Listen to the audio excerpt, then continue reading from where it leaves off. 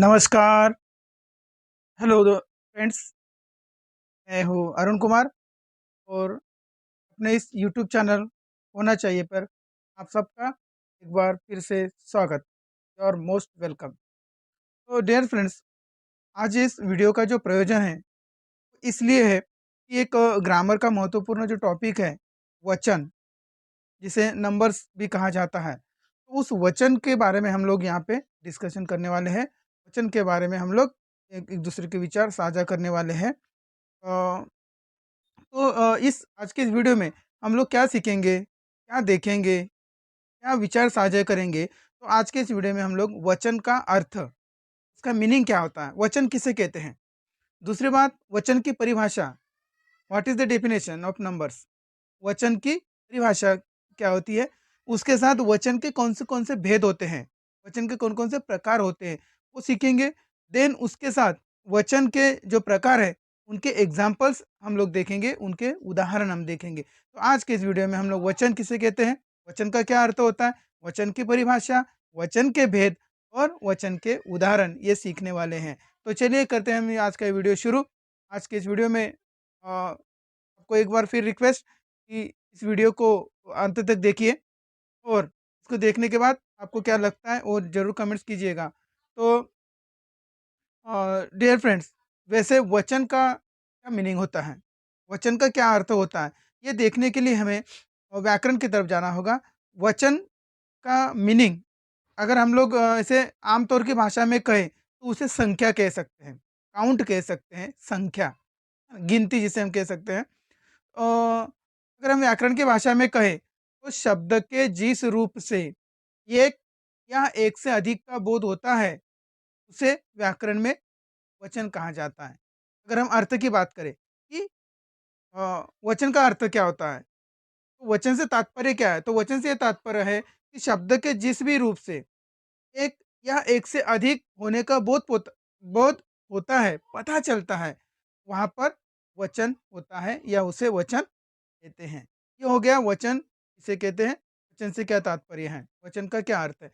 अब देखिए वचन की परिभाषा, संज्ञा, सर्वनाम, विशेषण और क्रिया के जिस रूप से, संज्ञा, सर्वनाम, विशेषण और क्रिया के जिस रूप से संख्या का बोध हो उसे वचन कहते हैं। यानी कि उसके दूसरे शब्दों में हम ये कह सकते हैं कि वचन से किसी भी व्यक्ति, किसी भी वस्तु का एक है या अधिक है, ये पता चलता है।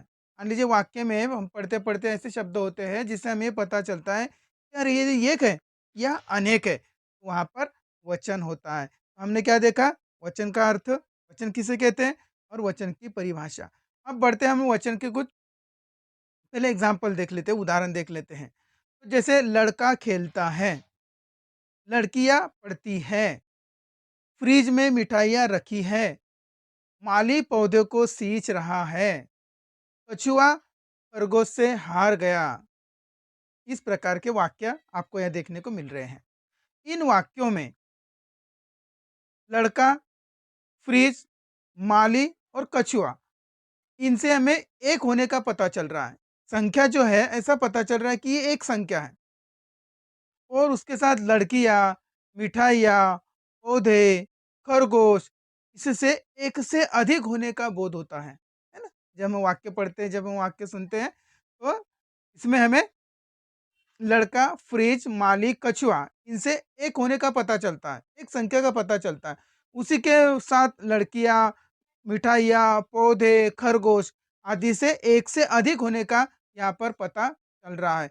ये वाक्य जो है, ये वचन के वाक्य है। अब इसमें देखिए, लड़का खेलता है, लड़कियाँ पढ़ती है, फ्रिज में मिठाई रखी है, माली पौधे को सींचता है और कछुआ खरगोश के पीछे है। उपरोक्त वाक्यों में, इन वाक्यों में लड़की, फ्रिज, तालाब, माली, कछुआ, ये एक वचन के शब्द हैं। फिर से सुनिए, इन वाक्यों में जो आप स्लाइड देख रहे हो, तो स्लाइड में आपको लड़की, फ्रिज, तालाब, माली, कछुआ, ये एक वचन के शब्द हैं तथा लड़कियां, मिठाइयाँ, पौधे, खरगोश, ये अनेक वचन, ये सॉरी बहुवचन के शब्द है ना? तो देखा हमने इन दोनों वाक्यों में, इन वाक्यों से हमने देखा कि एक वचन के शब्द कैसे होते हैं और बहुवचन के शब्द कैसे होते हैं। उसके साथ हम बढ़ते हैं हमारा नेक्स्ट टॉपिक, वचन के भेद या प्रकार। तो वचन के भेद या प्रकार भी हम लोगों को सीखना बहुत ज़रूरी है, क्योंकि एग्ज़ाम्स में इसे बार-बार पूछा जाता है। इसीलिए इस वचन को पढ़कर हम बहुत कुछ अंक हासिल कर सकते हैं। इसमें देखिए वचन के प्रमुखतः 2 भेद होते हैं। एक होता है एकवचन, दूसरा होता है बहुवचन। डियर फ्रेंड्स, बहुत सी भाषाओं में इसके अनेक प्रकार भी हैं और इसके जो वचन है, इसके भेदों में किसी-किसी भाषा में अलग-अलग भेद है। लेकिन हम लोग हिंदी की बात करें तो हिंदी में 2 ही वचन होते हैं। एक होता है बहुवचन, एक अजनक वचन और दूसरा बहुवचन। तो चलिए आज अभी हम इस स्लाइड में सीखते हैं एक वचन किसे कहते हैं। एक वचन की पहले हम लोग वो एक वचन किसे कहते हैं, उसकी परिभाषा देख लेते हैं। संज्ञा के जिस रूप से, जैसे हमने पीछे देखा है, यहाँ मैं केवल आपको एक दूसरे अर्थ में रिपीट कर रहा हूँ कि संज्ञा के जिस रूप से एक व्यक्ति या एक व्यक्ति या एक वस्तु के होने का बोध हो, होने का पता चले, वहाँ पर एक वचन होता है, जो पहले भी हम देख चुके हैं। अगर दूसरे भाषा में इसे हम कहें तो दूसरे शब्दों में अगर हम कहें तो ये कह सकते हैं कि जिस शब्द के कारण, वाक्य में जिस शब्द के कारण हमें ये पता चले कि किसी एक व्यक्ति, वस्तु, प्राणी, पदार्थ, इनके बारे में बात हो रही है, ऐसा पता चलता है, तो वहाँ एक वचन होता है। देखिए, दूसरे शब्दों में अगर हम कहना चाहें तो ये कह सकते हैं कि जिस शब्द के कारण हमें किसी व्यक्ति, वस्तु, प्राणी, पदार्थ आदि के एक होने का पता चलता है, वहाँ पर एक वचन होता है। समझ गए आप? जैसे कि आपको परीक्षा में पूछा जाएगा कि एक वचन है या बहुवचन है, पहचानिए, या एक वचन से बहुवचन परिवर्तित कीजिए। तो इसके लिए आपको पहले ये समझना ज़रूरी है, कि ये एक वचन है या बहुवचन है। एक वचन किसे कहते हैं, ये अभी हमने देख लिया है। अभी देखिए उसके कुछ उदाहरण हम देखते हैं। हमने देखा कि जैसे लड़का, पता चल रहा है ना कि एक ही है। स्त्री, गाय, सिपाही, दुकान, वीडियो, कैमरा, है ना? उँगली, ये सारी की सारी बातें जो होती है, इससे हमें ये पता चलता है कि यहाँ किसी एक की बात हो रही है। एक से अधिक नहीं है। अध्यापिका, केला, संतरा, है ना? तो ये इन सारे शब्दों से हमें क्या पता चल रहा है? इन शब्दों से हमें यह पता चल रहा है कि किसी एक के बारे में ही बात हो रही है। तो एक वचन में क्या होता है कि किसी शब्द के कारण हमें किसी व्यक्ति, किसी वस्तु, किसी प्राणी या पदार्थ आदि के एक होने का जहाँ पता चले, वहाँ पर एक वचन होता है। और स्लाइड में आप लोग वो एग्जाम्पल्स भी देख रहे हो। उसके साथ आता है दूसरा भेद, बहुवचन। बहुवचन में देखिए क्या होता है, शब्द के जिस रूप से हमें किसी व्यक्ति, वस्तु, प्राणी, पदार्थ आदि के बारे में एक से अधिक होने का बोध होता है, एक से अधिक होने का पता चलता है, वहाँ पर बहुवचन होता है। वाक्य में वाक्य पढ़ते समय वचन जहाँ आता है, वो वचन पढ़ने के बाद, उस वचन शब्द को पढ़ने के बाद जहाँ हमें ये पता चलता है कि ये किसी व्यक्ति, किसी वस्तु, किसी प्राणी, किसी पदार्थ या एक नहीं है, लेकिन एक से अधिक होने का पता चल रहा है, डियर फ्रेंड्स, वहाँ पर बहुवचन होता है। इसके लिए एग्जाम्पल देखिए, बच्चे।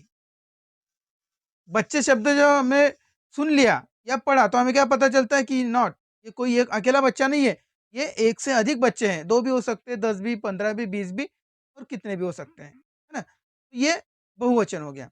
उसके बाद जैसे कि मिठाई, मिठाई हमने देखा, तो मिठाई ये क्या हो गया, इससे पता चल रहा है कि मिठाई, अरे ये तो एक संख्या की बात हो रही, मिठाइया, मिठाइयाँ बोलते क्या पता चल रहा है, ये एक से अधिक मिठाई है, एक से अधिक मिठाइयाँ है, इसलिए मिठाई शब्द यहाँ पर आते हैं।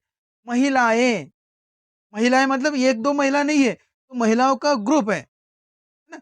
या एक से अधिक महिला है, इसलिए महिलाएँ यहाँ पर आया है। जैसे बेटियाँ, रामू की एक बेटी है, रामू की बेटियाँ स्कूल में पढ़ रही है। तो बेटियाँ शब्द से हमें क्या लग रहा है कि उनकी रामू की एक नहीं, एक से अधिक लड़कियाँ हैं। तो यहाँ पर बहुवचन होता है। एकवचन में हमने क्या देखा? एकवचन में हमने ये देखा कि किसी व्यक्ति, वस्तु, प्राणी, पदार्थ के एक होने का पता चलता है, वहाँ पर एकवचन होता है। और शब्द के जिस रूप से हमें किसी व्यक्ति, वस्तु, प्राणी आदि के एक से अधिक होने का पता चलता है, वहाँ पर बहुवचन होता है। देखो आज के वीडियो में जैसे मैंने आपको वादा किया था, तो आज के वीडियो हमने देखा कि वचन किसे कहते हैं, वचन से क्या तात्पर्य है, वचन का क्या अर्थ है। दूसरी बार हमने देखा कि वचन की क्या परिभाषा होती है, वचन की क्या डेफिनेशंस होती है। तीसरा भाग हमने इसमें देखा कि वचन के कौन-कौन से भेद होते हैं। वचन के 2 भेद होते हैं, एक होता है एकवचन, दूसरा होता है बहुवचन। अब हमने एकवचन किसे कहते हैं, ये अच्छे से सीख लिया है, उसके एग्ज़ाम्पल देखे। अब उसके बाद हमने बहुवचन किसे कहते हैं और उसके एग्ज़ाम्पल्स को भी देखा है। अब इस वीडियो का एक महत्वपूर्ण अंग है, ये एक महत्वपूर्ण टॉपिक है कि एकवचन और बहुवचन पहचानने के सामान्य नियम क्या है? कैसे पहचानोगे? How identify? हम आइडेंटिफाई कैसे करें? ये एक वचन है कि बहुवचन है? अगर हमें कहा गया कि निम्नलिखित शब्दों के वचन बदलिए, तो वचन बदलना है तो अगर पहले से वो बहुवचन है या एकवचन है, ये हमें पता होना चाहिए। तभी हम उसका परिवर्तन कर सकते हैं, तभी हम उसको एकवचन से बहुवचन में कर सकते हैं। पहले हमें पता होना चाहिए क्योंकि जो कहावत जो है ना कि कुएँ में होगा तो बाल्टी में आएगा। अगर हमारे दिमाग में होगा, हमने उसे सीखा होगा, तो वो क्लियर हो जाएगा और मैं आपको दावे के साथ कहता हूँ ये होना चाहिए चैनल पर जो ग्रामर आपको मैं सिखाता हूँ, वो बिल्कुल ऑथेंटिक होता है, बिल्कुल अधिकृत होता है। इसके लिए आपको ध्यान देकर उसे सुनना चाहिए। तो शायद इस वीडियो को देखने के बाद आपको दोबारा दूसरी वीडियो देखने की भी ज़रूरत ना पड़े, ज़रूरत नहीं पड़ेगी। इस प्रकार से मैं आपके लिए ये सारे प्रयास करके लाता हूँ। तो चलिए हम लोग यहाँ देखते भी एकवचन और बहुवचन पहचानने की सामान्य नियम क्या है। उसके पहले आपको एक और रिक्वेस्ट करता हूँ कि आपके अपने इस होना चाहिए चैनल को प्लीज़ सब्सक्राइब कीजिए और बेल आइकॉन को भी प्रेस करके रखिए और उसके साथ-साथ ज़रूरी बात है लाइक और शेयर भी कीजिए। कमेंट्स तो आप फिर से आपकी रिक्वेस्ट है कमेंट्स के लिए कि आपको ग्रामर कैसे लगता है? क्या नए पार्ट सीखना है? इसमें क्या सीखने को मिला? कौन-सा पार्ट नहीं होना चाहिए था? ये सब कमेंट्स आप ज़रूर कीजिएगा। हाँ, तो बढ़ते हैं हम अपने वीडियो को कंटिन्यू करता हूँ। एकवचन और बहुवचन पहचानने के सामान्य क्या नियम हैं? तो पहला नियम है कि जो आदरणीय और सम्माननीय व्यक्ति होते हैं उनके लिए हमेशा बहुवचन शब्दों का प्रयोग होता है। ध्यान में रखिए जो सामान्य या आदरणीय पर्सन्स होते हैं, आदरणीय व्यक्ति होते हैं, उनके बारे में बोलते समय, लिखते समय हमेशा बहुवचन का प्रयोग होता है। जैसे नेहरू जी प्रथम प्रधानमंत्री थे। ये शब्द से क्या पता चल रहा है? ये अनेक होंगे, ये बहुवचन होगा, लेकिन नो, ये सम्मानीय व्यक्ति है, इसीलिए वहाँ से आपको बहुवचन में प्रयोग किया गया। शास्त्री जी बहुत सरल स्वभाव के थे। शास्त्री जी थे, अंत में क्या लगा है? थे। एक्चुअली इधर एक पर्सन है तो अंत में क्या होना चाहिए था। जैसे अजय अच्छा लड़का था, है ना? एक है तो था होना चाहिए था। लेकिन यहाँ शास्त्री जी हमारे लिए आदरणीय है, हमारे बहुत पूजनीय है, सम्माननीय है, इसलिए उनका उनके बारे में बात हो रही है, वहाँ पे बहुवचन का प्रयोग होगा। दूसरा, गुरुजी आज स्कूल आए। गुरुजी भी हमारे लिए रिस्पॉन्स बहुत ही हमारे लिए रिस्पेक्टफुल पर्सन है, आदरणीय पर्सन है, टीचर्स, गुरुजी। इसके लिए उनके लिए भी बहुवचन का प्रयोग किया जाता है। पापा जी मुंबई गए, पेरेंट्स हैं, उनको रिस्पेक्ट देते हैं हम लोग, उनका सम्मान करते हैं, वे आदरणीय है, सम्माननीय है, इसलिए उनके लिए भी बहुवचन का प्रयोग किया होता है। उसके साथ अम्बेडकर जी प्रथम कानून मंत्री थे। डॉक्टर भीमराव जी अंबेडकर साहब ये हमारे लिए आदरणीय है, पूजनीय है, वंदनीय है, सम्माननीय है। इसलिए उनका जब उल्लेख होगा, वहाँ पर बहुवचन का प्रयोग होगा। तो पहला नियम ये है, एकवचन बहुवचन पहचानने का कि आदरणीय, सम्माननीय व्यक्ति के बारे में बात करते समय उन हमेशा बहुवचन का प्रयोग होता है। दूसरा नियम ये है कि संबंध, रिलेशन दर्शाने वाले कुछ संज्ञाएँ हमेशा एक समान होती हैं। रिलेशन, जहाँ रिलेशन बताया जाता है, जहाँ रिश्तेदारी बताई जाती है, वहाँ पर एकवचन और बहुवचन इनमें जो शब्द है वो एक लगभग समान होते हैं। जैसे नाना, नानी, नाना, नाना ये जो है एक्चुअली एक पर्सन है। क्या? जैसे मेरा नाना आया, ऐसे बोलना उचित नहीं लगता है। हमारे घर अगर हमारे नाना जी आ जाते हैं, तो हमारे फ्रेंड्स पूछते हैं कि कौन आया? तो हम ये नहीं कह सकते कि मेरा नाना आया, है ना? मेरे नाना आए, बहुवचन का प्रयोग होता है। उसी प्रकार रिश्तेदारी होती है, मामी, आई, ताऊ, नानी, मामा, चाचा, चाची, दादा, दादी, ये हमारे रिलेशन वाले लोग हैं, हमारे संबंध बताने वाले ये लोग हैं, ये संज्ञाएँ हैं, इसलिए इनके लिए हमेशा प्रयोग जो है वो बहुवचन के रूप में ही होता है। दादाजी आए, है ना? दादी माँ आए, आई, है ना? इस प्रकार से। ध्यान में रखिए दूसरा नियम हमने देखा कि रिलेशन की जहाँ संज्ञाएँ आती है वहाँ पर भी बहुवचन का प्रयोग होता है। तीसरा है कि जिनसे हमें पता चलता है कि ये द्रव्य हैं, द्रव्यवाचक संज्ञा।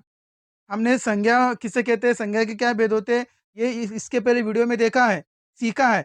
अगर आप कोई नया होगा इस वीडियो को देखने वाला तो उनसे रिक्वेस्ट है कि प्लीज़ संज्ञा किसे कहते हो, संज्ञा के भेद का वीडियो डिस्क्रिप्शन में दिया हुआ है, वहाँ जाकर उसको ज़रूर देखिएगा। तो जो द्रव्यमूलक संज्ञाएँ होती हैं, हमें ऐसा पता चलता है कि ये द्रव्यमूलक संज्ञा है, द्रव्यवाचक संज्ञा है, तो वे संज्ञाएँ हमेशा उनका प्रयोग हमेशा एक वचन में ही होता है। चाहे हम कितने ढेर सारे ले लें, लेकिन उनका प्रयोग हमेशा एक वचन में ही होता है। तेल, तेल, घी, पानी, दूध, दही, लस्सी, रायता आदि जो चीज़ें हैं, ये द्रव्यमूलक चीज़ें हैं और उनका प्रयोग हमेशा एक वचन में ही होता है। और चौथा नियम इसके लिए है, डियर फ्रेंड्स हम ये देख रहे हैं कि एक वचन और बहुवचन पहचानने के क्या नियम होते हैं। तो चौथा नियम ये है कि कुछ शब्द जो है वो हमेशा बहुवचन में ही उनका प्रयोग होता है। ये हमें नहीं देखना है, वहाँ रूल नहीं लगाना है। तो ऐसे सिलेक्टेड कुछ शब्द है कि उनका प्रयोग हमेशा बहुवचन में ही होता है। जैसे दर्शन, मैंने भगवान के दर्शन कर लिए। दर्शन एक्चुअली क्या है? ये एक वचन होना चाहिए था, लेकिन ये बहुवचन है। उसके बाद आँसू, उसका आँसू निकल गया, उसके आँसू निकल गए, है ना?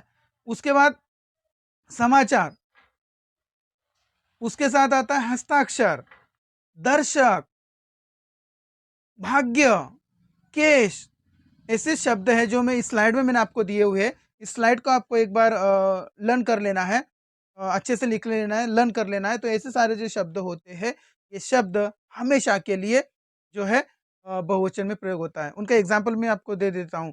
जैसे हस्ताक्षर है, आपके हस्ताक्षर बहुत सुंदर हैं।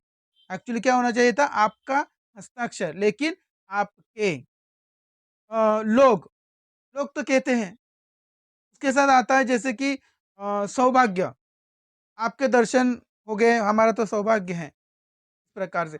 तो चौथा हमने नियम क्या देखा कि कुछ ऐसे संज्ञा शब्द होते हैं कि उनका प्रयोग हमेशा बहुवचन में होता है।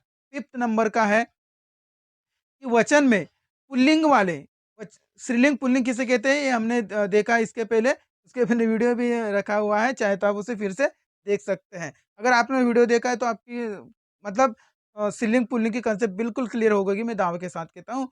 तो चलिए पुल्लिंग, यहाँ वचन में क्या हो जाता है, पुल्लिंग होता है कि पुल्लिंग के इकारांत, उकारांत और उकारांत जो शब्द होते हैं, इन शब्दों का रूप हमेशा वचनों में समान होता है। इकारांत किसे कहते हैं, उकारांत किसे कहते हैं, आपको तो पता है। वीडियो में मैंने हम लोग इसके पहले सीखा है। जिस शब्द के अंत में उ आएगा, वो उकारांत, जैसे खड़ाऊ, है ना? लड़ाऊ। अब जिन शब्दों के अंत में ई आएगा, लड़ाई, है ना? तो ऐसे शब्दों को जिनके शब्द में ई अंत में आता है उन्हें इकारांत कहते हैं। जिन शब्दों के अंत में उ आता है उन्हें उकारांत कहते हैं। तो वचन में पुल्लिंग के इकारांत, उकारांत शब्दों का प्रयोग दोनों वचनों में समान होता है। एक वचन और बहुवचन बिल्कुल समान होता है। एग्जाम्पल देखिए, एक मुनि, मुनि आया, मुनि आए, 4 मुनि आए। जैसे डाकू, मैंने वहाँ एक डाकू को देखा, वहाँ ढेर सारे डाकू खड़े थे। एकवचन बहुवचन में दोनों डाकू शब्द वही प्रयोग हो रहा है ना? उसके बाद जैसे आदमी, एक आदमी क्या कर सकता है? बहुत आदमी मिलकर बहुत कुछ कर सकते हैं। तो इन दोनों के लिए भी दोनों शब्दों का प्रयोग जो होता है वचन के समय, इनका दोनों का एक समान प्रयोग होता है, उपयोग होता है। 6 छठवां नियम है ये है कि कुछ लोग बड़प्पन दिखाने के लिए वह और की जगह, कुछ लोग बड़प्पन दिखाने के लिए वह और की जगह वे और हम इन शब्दों का प्रयोग करते हैं। एक्चुअली वहाँ उनको वह और मैं का उपयोग करना चाहिए। कैसे? देखिए एग्जांपल मैं आपको बताता हूँ। मालिक ने नौकर से कहा कि हम मीटिंग जा रहे हैं। जा रहे हैं अकेले, लेकिन बड़प्पन बताना है। मालिक ने नौकर से कहा हम मीटिंग जा रहे हैं। ना अपना बड़ापन बताने के लिए उसने क्या कहना चाहिए था? मैं मीटिंग जा रहा हूँ। लेकिन उसने क्या शब्द का प्रयोग किया? हम, बड़प्पन दिखाने के लिए। जैसे फिर गुरुजी घर आए तो वे बहुत खुश थे। गुरुजी जब घर आए तो वे बहुत खुश थे। अपने आप को वे शब्द का प्रयोग हो गया वहाँ पे। फिर जैसे हमें याद नहीं, हमने ऐसा कब कहा था? अगर बड़प्पन बताने के लिए जैसे किसी नौकर ने कहा कि मालिक मैंने तो उस दिन आपको छुट्टी के लिए पूछा था, आपने तो मना कर दिया था। अच्छा, हमें पता नहीं है हमने कहा ऐसा कब कहा था। उसे कहना चाहिए कि मुझे पता नहीं कि मैंने कब कहा था। लेकिन अपने आप बड़प्पन बताने के लिए वे एक वचन की जगह वहाँ पर बहुवचन का प्रयोग वे करते हैं। तो छठा हमने नियम क्या देखा कि कुछ लोग बड़प्पन दिखाने के लिए इन शब्दों का प्रयोग करते हैं। जैसे एक डायलॉग भी देखो, जैसे कि हम तो अंग्रेज के ज़माने के जेलर हैं, हम अंग्रेज के ज़माने के जेलर हैं। वो वास्तविक वहाँ पे क्या होना चाहिए था? मैं अंग्रेज के ज़माने का जेलर हूँ। लेकिन उसको बड़प्पन बताना है कि मैं सादा-सूदा यहाँ के मतलब इस ज़माने का जेलर नहीं हूँ, अंग्रेजों का ज़माने का जेलर हूँ। इसलिए वो अपने आप पर मैं की जगह हम का प्रयोग कर रहा है। तो ये छठा हमने नियम देखा। 7वां नियम देखिए, दोनों वचनों में जातिवाचक संज्ञाएँ जो होती है, उनका प्रयोग एक समान होता है। संज्ञा किसे कहते हैं? संज्ञा के कौन से भेद होते हैं? इस वीडियो के आपको देखना होगा या आपने देखा है तो आपके कंसेप्ट क्लियर है। तो दोनों वचनों में, एक वचन में, बहुवचन में, दोनों में जातिवाचक संज्ञाएँ जो होती है, जातिवाचक संज्ञाओं का प्रयोग एक समान होता है। एग्ज़ाम्पल देखिए, कुत्ता भौंक रहा है। जैसे गली-गली में हमें आवाज़ आ रही है, तो इससे हमको पता चलता है कि यार क्या ऐसे आवाज़ आ रही है ना? उसी प्रकार अगर ज़्यादा कुत्ते हैं, तो भी पता चलता है कि कुत्ते भौंक रहे हैं। कुत्ता भौंक रहा है, तो कुत्ते भौंक रहे हैं। दोनों के लिए भी एक समान उसका प्रयोग हो रहा है। बैल के 4 पाँव होते हैं। एक बैल की बात हो रही है, अनेक बैल की, दोनों के लिए समान। और एक एग्ज़ाम्पल, शेर जंगल का राजा होता है। एक शेर की बात है या सारे शेरों की बात है? उसके पूरे शेरों की जाति की बात हो रही है ना? तो इसलिए 7वां नियम हमने देखा कि दोनों वचनों में जातिवाचक संज्ञाओं का प्रयोग एक समान होता है। 8वां, जिससे हमें पता चले कि धातु के बारे में बात हो रही है। फिर धातुओं की जाति बताने वाले संज्ञाओं का प्रयोग जहाँ होता है, वहाँ पर भी हमेशा एकवचन होता है। जहाँ धातु की बात हो। धातु कौन-कौन सी होती है? सोना, चांदी, लोहा, है ना? पीतल, ये सारे के सारे धातु। तो इनके लिए हमेशा एकवचन का प्रयोग होता है। एग्ज़ाम्पल बताऊँ? सोना बहुत महँगा है। आप चाहे मतलब 1 ग्राम ले लो या फिर 10 ग्राम ले लो या 4 क्विंटल ले लो। सोना बहुत महँगा है। सोने मैंने जैसे छोटा-सा खरीदा, 1 ग्राम खरीदा तो मैंने 1 ग्राम सोना खरीदा और 1 किलो सोना खरीदा तो मैंने 1 ग्राम सोने खरीदे, ऐसा नहीं होता है। क्योंकि वो धातु है। इसलिए हमेशा उसके लिए एकवचन का ही प्रयोग होगा। चाँदी सस्ती है, ये धातु है इसके लिए। उसके पास बहुत धन है, उसके पास बहुत धन है। ये इस प्रकार के शब्द होते हैं कि इनके लिए हमेशा एकवचन में प्रयोग होता है। तो डियर फ्रेंड्स, आज के इस वीडियो में हमने जो सीखा है, वो आशा करता हूँ कि आप अच्छी तरह से उसे समझ गए होंगे। अच्छी तरह से आपने कुछ सीखा होगा। कुछ न कुछ तो आपको इस वीडियो से सीखने के लिए मिला होगा या फिर भी उससे कुछ रह गया हो या कुछ अच्छा लगता हो और कुछ आपको चाहिए, तो प्लीज़ आपके अपने इस होना चाहिए चैनल को सब्सक्राइब कीजिए। सब्सक्राइब करने के साथ बेल आइकॉन भी दबा के रखिए और ऐसा ही प्यार, प्रेम, स्नेह बनाए रखिए और कमेंट्स में आपके जो विचार हैं प्लीज़ कमेंट्स में लिखिएगा। इस वीडियो को पूरा देखने के लिए आप लोगों को बहुत-बहुत-बहुत धन्यवाद।